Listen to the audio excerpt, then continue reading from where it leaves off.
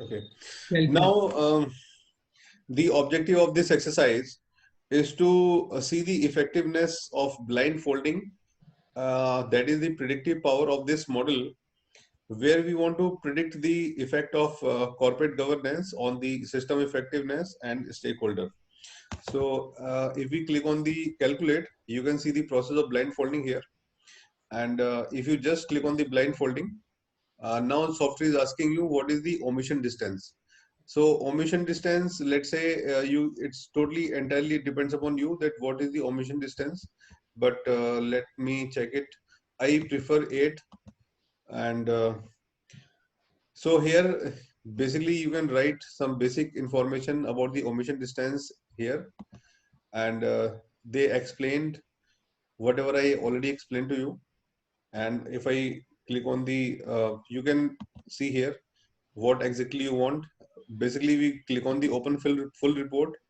We need full report and start calculation. After calculation part, the all these things comes here. So let's first of all go to cross validated redundancy. Right. So we will have two things here: redundancy of the constructs and then redundancy of the items. So we have to check both because we know that how we interpret q square. Now let me explain this. Um, I hope you can see the values clearly.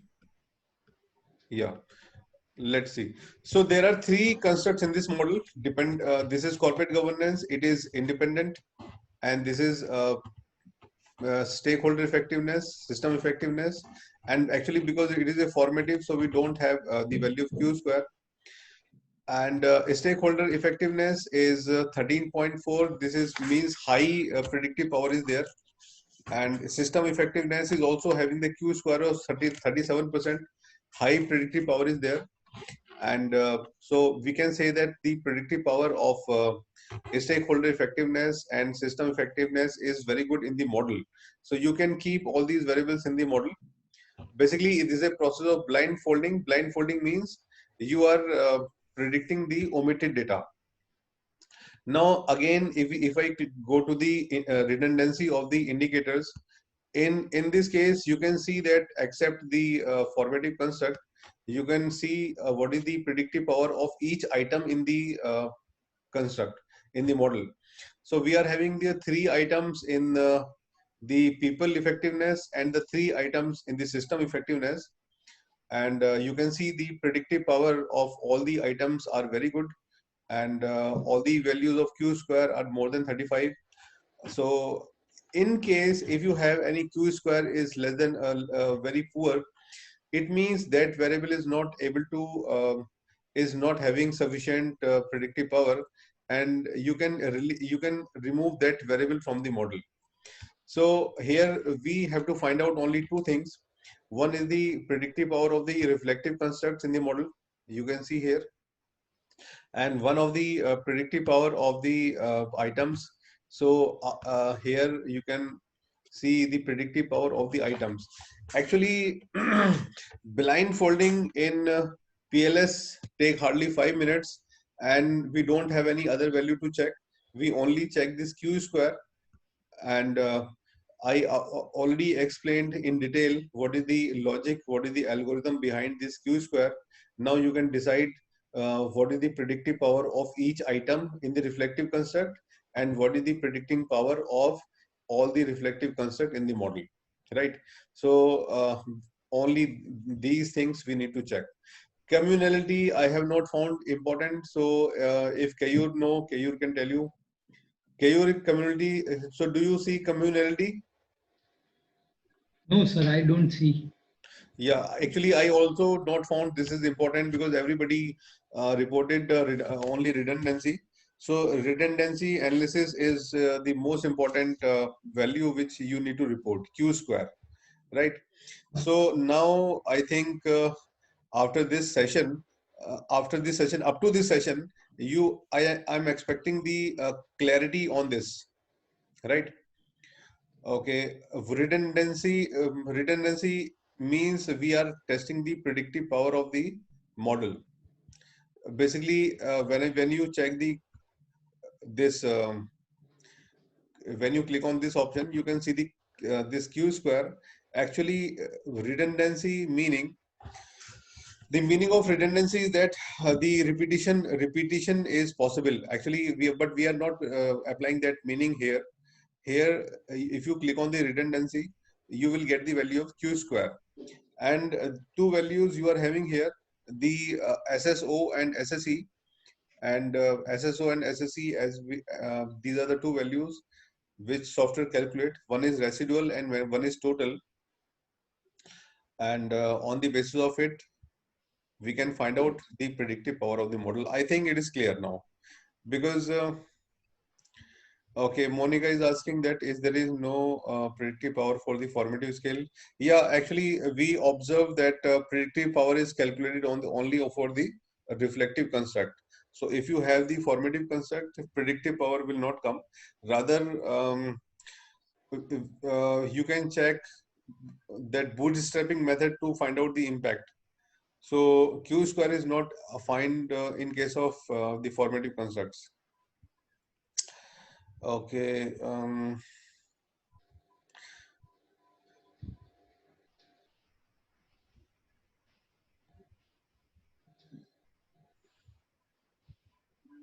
Hmm.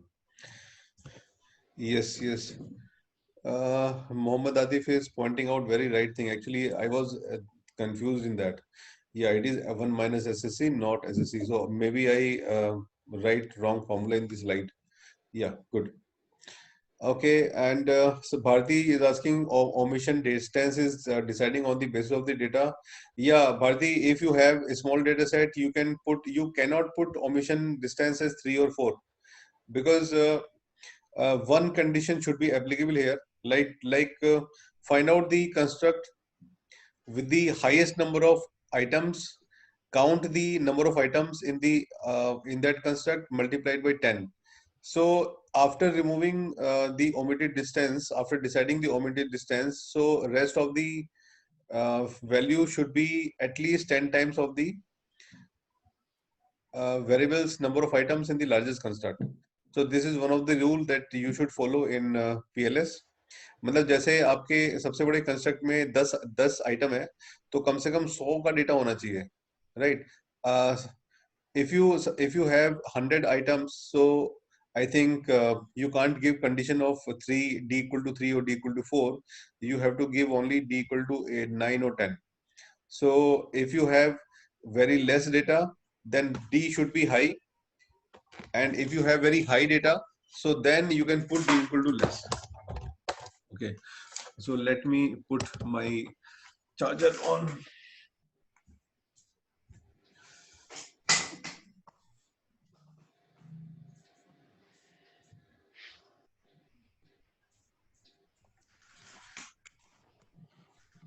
So I think blindfolding is clear now, and now I'm going to the PLS predict.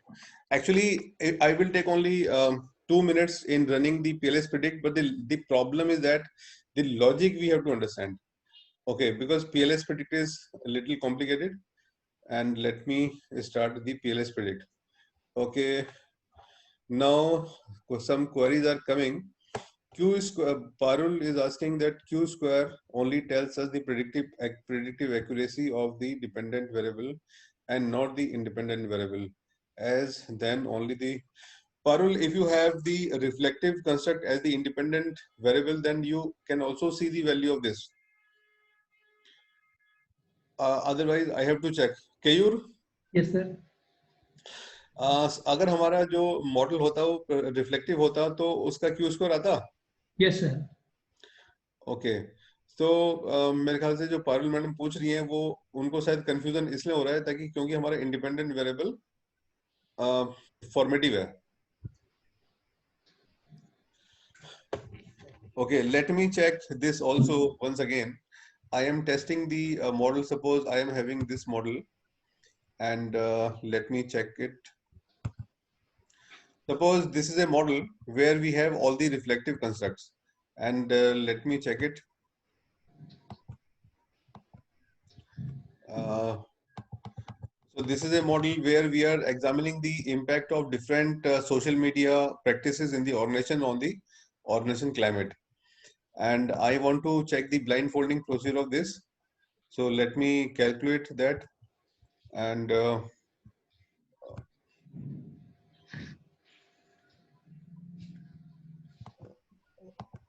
so I'm clicking here 6. So now software is giving me the results. Okay. Q square सिर्फ dependent का ही आ रहा है. So Q square is all calculated for only dependent variable, not the independent. So predictive power is coming only for the dependent variable. Yeah. तो हमारे भी confusion थोड़ा सा दूर हो गया. So predictive power is coming only for the dependent variable, not independent. And but redundancy, in case of redundancy, it is also coming for only the dependent variable. Yeah. ये मैंने एक्चुअली कहीं पढ़ा नहीं था और ये नॉर्मली हम करते भी नहीं है, लेकिन लर्निंग है. It's for learning is that predictive power is only calculated for the dependent variable. But here also I see one thing: the predictive power is more than 0.3. So predictive power of all the variables are good, and the predictive power of the dependent variable is also good. Okay. Yeah, thank you, Parul, for your question, because we are also learning. So thank you. Okay, thank you. So one conclusion which is also you can write one thing. यहाँ पर दो चीजें मेरी खुद की clear हो गई हैं. Yeah. Number one, the blind folding procedure is applicable only for the dependent variable, and Q squared is always comes for the dependent variable. Yeah. So great. Because so now I think because blind folding is completely clear to me also, and I think everybody is now having clarity on the blind folding procedure. Blind folding procedure is मेरा तो पूरा का पूरा 100% एक आध confusion जो रह गई थी वो भी clear हो गई. So great. Now any query? So I think all of you are learning also the blind folding, and so whatever I am learning is that if the predictive power, if the Q square power of the dependent variable is coming more than 0.35, it means the predictive power of the model in predicting the omitted points in the endogenous construct is very good. So this is the interpretation then we can draw from here, right? And similarly, if we analyze the this redundancy of the indicators, and we can see the Q square of all the items in the dependent variable, and if they are also more than 0.35, it means all items are contributing in predicting the independent variable. Yeah. So this is the final conclusion then we have made here.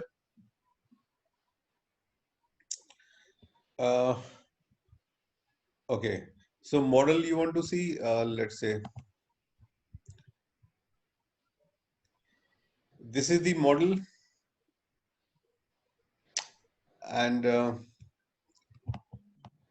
this is the model. You want to see the model? This is the model.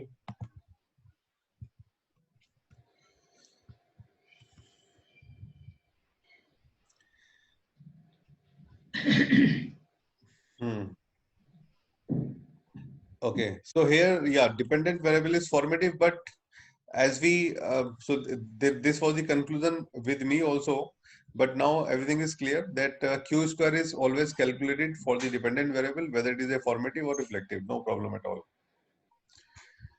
Okay.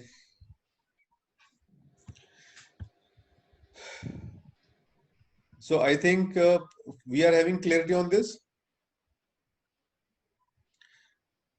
Shivangi is asking, I repeat the point. Shivangi, yeah, please. I'm repeating the points. So what is my learning in this is that whenever you are having the model, actually we are using the PLS model because one of the construct is formative. So that is a very obvious reason for using the PLS, right?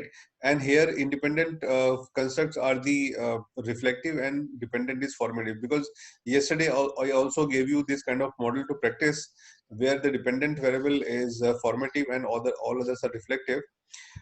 And when I calculated the blindfolding procedure in it, so I found that the blindfolding, the q square value is comes only for the dependent variable or the endogenous construct, and its items only. So I'm not getting the q square value for the exogenous constructs. So I'm also this is my conclusion with this blindfolding procedure. So I hope that is fine.